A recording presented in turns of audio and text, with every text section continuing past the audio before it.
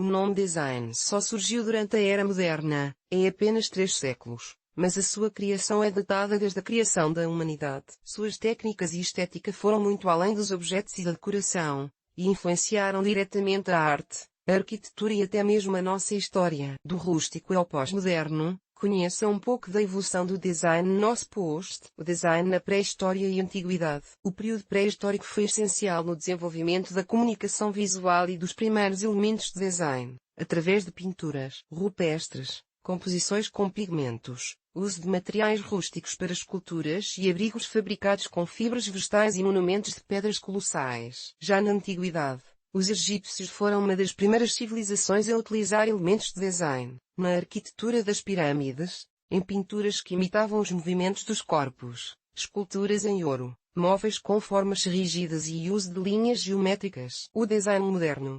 A produção em massa e a mecanização do trabalho causada pela Revolução Industrial criou um apelo pela revalorização da produção artesanal, principalmente em mobiliários e na indústria têxtil. De 1880 a 1917, o movimento inglês Arts and Crafts, através do seu líder William Morris, passou a defender uma arte feita pelo povo e para o povo. O ato de revalorizar o trabalho manual e recuperar o valor estético dos objetos produzidos para uso cotidiano viriam a se transformar no que conhecemos como design. Esse movimento ligou-se ao revolucionário Art Nouveau, ou em tradução do francês, Arte Nova, e se espalhou por toda a Europa. De 1890 a 1914, o seu estilo revalorizou o sentido da beleza, com grandes lamparinas francesas, artigos de vidros e estampas arabescas, ou ligadas à natureza, como flores, plantas e animais em movimento. Émile Flogue, designer austríaca, Émile Gallet, designer e artesão francês,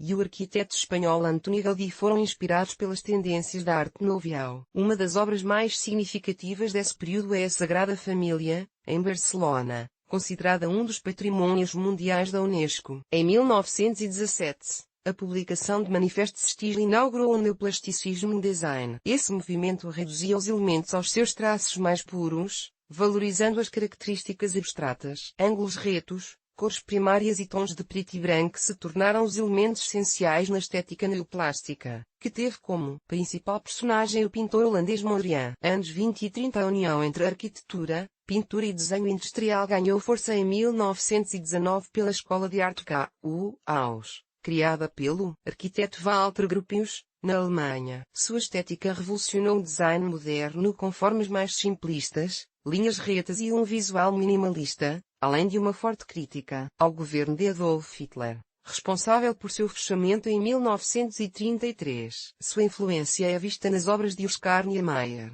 com formas geométricas e cores brancas, utilizadas na construção de Brasília, e até mesmo nos produtos da marca Apple. De 1925 a 1939, uma estética inspirada no movimento cubista ganhou espaço, através da Art Deco. Os objetos produzidos nesse período prezavam pela geometria, uso de peles de animais e plástico para forrar móveis e marcas de civilizações orientais para a decoração. No Brasil, sua influência foi muito marcante na arquitetura em obras como o Teatro Carlos Gomes, no Rio de Janeiro, o Estádio do Pacaembu, em São Paulo, e o Elevador Lacerda, em Salvador. Anos 50 e 60. As mudanças sociais causadas pelo feminismo, movimento Black Power e Guerra Fria levaram à rejeição do racionalismo em prol da expansão da consciência, com cores saturadas, tipografias irregulares e psicodelismo, que se destacaram no movimento artístico pop art. Mesmo com grande influência na pintura, através da figura de Andy Warhol,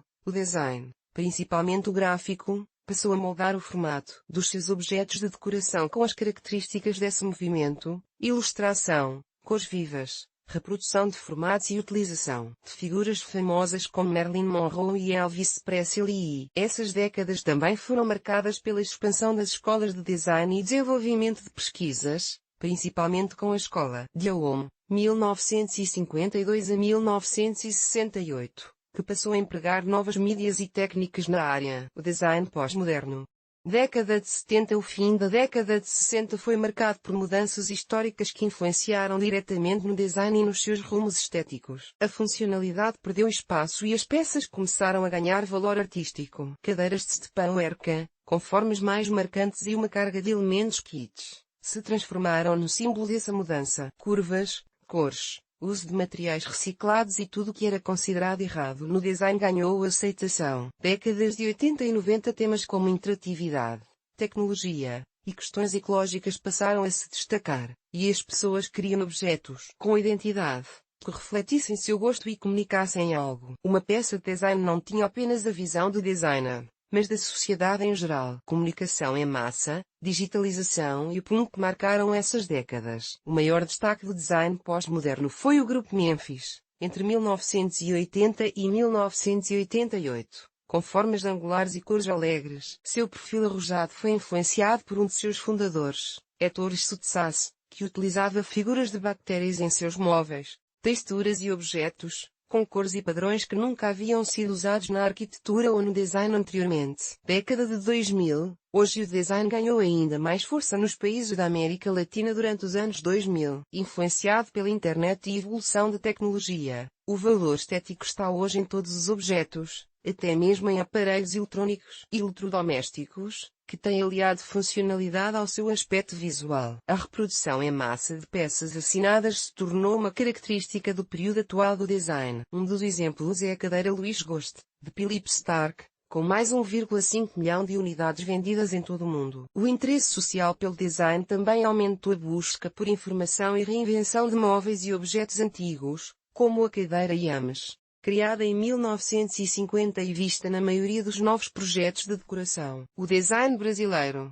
A história do design brasileiro ainda é recente, ganhando espaço entre as décadas de 50 e 60. As suas características mais marcantes vieram de elementos históricos e culturais do país, como o movimento literário e artístico modernista, de Oswald de Andrade e Mário de Andrade, e a veia revolucionária do tropicalismo. O primeiro, e um dos principais expoentes do design, foi Aloysio Magalhães. Sua data de nascimento, 5 de novembro, se transformou no Dia Nacional do Design. A partir de então, outros designers ganharam espaço, como Sergio Rodrigues, que trouxe o conceito industrial ao Brasil, Zanini de Zanin, filho do renomado arquiteto Zanin Caldas, Carlos Mota, reconhecido internacionalmente pelo seu apelo sustentável, e os irmãos Campana, capazes de transformar materiais simples, como cordas, em artigos luxuosos. Um dos nomes mais relevantes para a concretização da identidade própria do design brasileiro foi o da arquiteta Lina Bubardi, que fugiu das cartilhas e regras do que era tendência no cenário internacional para valorizar a brasilidade. A sua cadeira bolo, por exemplo, foi inspirada, segundo historiadores, no formato das cumbucas e tigelas de barros esculpidas pelos indígenas. E você, já conhecia a história do design? Quais são as suas maiores influências? Compartilha com a gente nos comentários. Categoria de catálogo MAC 2021/vertical 2022 2 Years Ago Bons Ventos 2 Design Mood Board Coleção Forma e Ritmo, mix de cores por Pedro Zés. 2 Years Ago Bons Ventos 2 Design Nova Coleção Forma e Ritmo B Pedro Zés 2 Years Ago Bons Ventos 1.